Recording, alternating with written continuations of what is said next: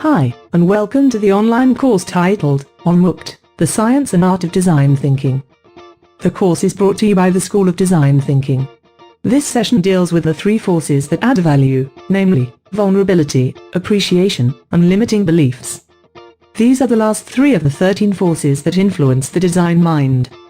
The session is about 13 minutes long. Have a pencil and workbook handy, and open your mind to learn and grow. Now, over to Arun Jain.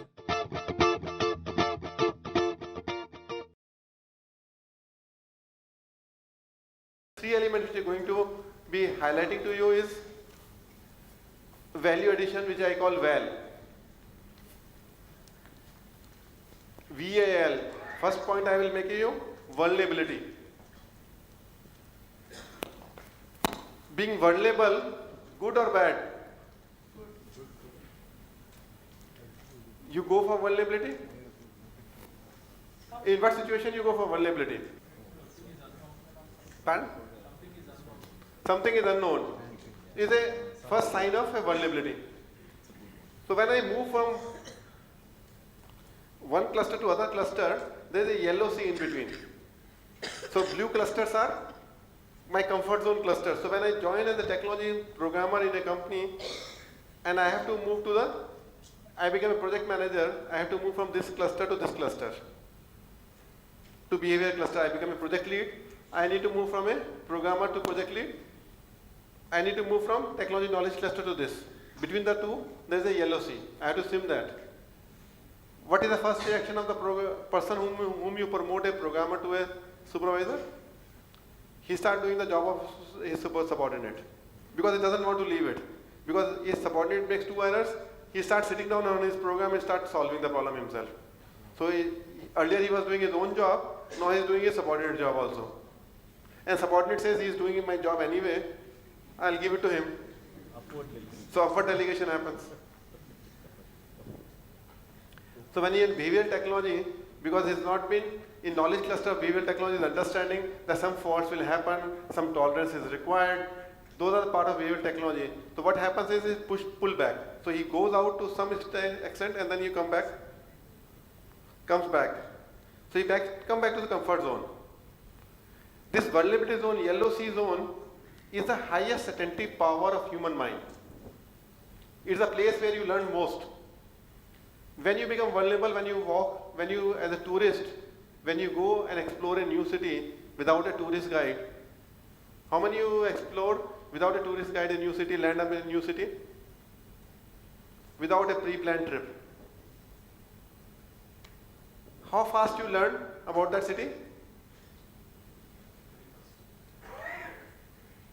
You land up in the evening. By evening you know where is the dinner to be taken. If you are vegetarian, then you will search for the place where you can get a vegetarian food.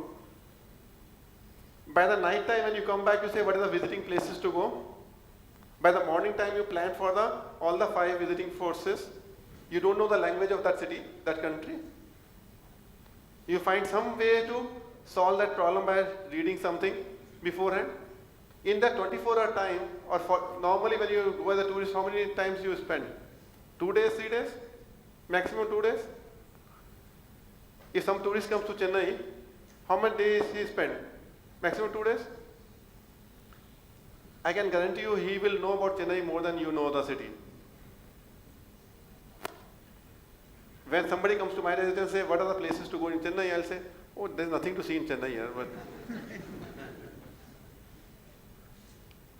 I'll not find, in my mind, I'm living in a comfort zone that there's a museum on Egmore and there's Swami Vivekananda, and there's a sea beach. I'll not know all these places because I'm sitting in a comfort zone. But when somebody is coming as a tourist, he's in a vulnerable zone. His attention span is so fast. He'll find out where the Ramakrishnan history, where is the Vivekananda history in the city, where is the Egmore history, where is the forts, King Fort George is there, where is the Saukar Pit is there, where the first trading happened. There is the China market, where is the first something happened. He'll know all about it. But all of us will maybe oblivion to it. Because in comfort zone, our learning cycles are slower than when you're in vulnerable zone. In vulnerability, my mind works 10 times faster than in a normal comfort zone. When you say unlearning, Unlearning is to make you vulnerable. So in vulnerability environment can only happen when there is a trust among the people, among the team members. Then you can challenge anything. When we say we launch GTB, a new brand totally, I think it's a trusted team with intellect over the period of time, which just trusted that we'll make it. They trust in themselves and they trust in the vision which we are setting it up. Second force is appreciation. This is a humongous power which is available to all of us. All of us love appreciation. Good, whatever seniority you may have. If somebody appreciates you, your shirt is good, you're looking nice in the morning when you're walking on the corridor, at whatever the level, do you feel good about it? It's only few words. How many times you written an appreciative note about your customer to him, where you appreciated your customer for something you need to appreciate him. How many of you as a project managers in this room have written an appreciative note to your customers? You have written. So few people have written an appreciative note to the customer, but there are so many project managers. What is the mindset why we have not written an appreciative to the customer? He doesn't need it. It's a great opportunity for building a relationship, because your affinity force, appreciation creates an affinity force. If you write something positive about him, he will remember more than when you written a negative to him. Or both the forces, he will remember you even if you written a negative note or positive note. Negative note, you are getting a fight. Positive note, you are getting a positive emotional bank balance with the customer. Identify something about him here, about his family, about his work, about his education, about his work style, about his project management style, about his clarity. Write two things positive, and then you sandwich your requirement to him. Once you can send it, appreciation note, and after that you send it in. What is requirement? Chances are he will listen to you better. Your listening capability will be much better if you are able to appreciate him. So appreciation is so positive force, where if I imagine a mind space, thinking mind space, let's assume that our thinking space is 1,000 square feet flat. As analogy is 1,000 square feet flat is my thinking mind. 1,000 square feet flat will have 2 bedrooms, 1 kitchen, 1 drawing room, 2 toilets. Now look at this as a construct in your mind that you have, and then there are almiras there for storing the various items. Now each knowledge cluster which you are having is like a bedroom you have. If there are 3 rooms in the 1,000 bedroom flat, there are 3 knowledge clusters, each is 300 feet, or you have a 10 knowledge cluster, you have 10 square feet. When you appreciate somebody, the circle itself expands. The 1,000 square feet flat of thinking becomes 1,200 square feet flat. Have you observed your child when he does something good and put a hand on the back and say, you have done a great job in maths? He'll start loving maths. He may have interest in maths or not, but he'll start loving, because a teacher who appreciated the student that you are good in chemistry, you start believing that you are good in chemistry. Whether you are good or bad is a separate issue, but you start believing because of some teachers. This is the power of appreciation. It gives a positive reinforcement at no cost. Limiting belief is a capacity holder. When somebody told you when you are class 6 that you are not good in math, your teacher told you you cannot do maths ever, what happens to you? Your mind starts believing into the teacher. At that age, if somebody, a parent and teacher, guru and parent, if any one of them tells, it's a gospel truth to them. Negative reinforcement.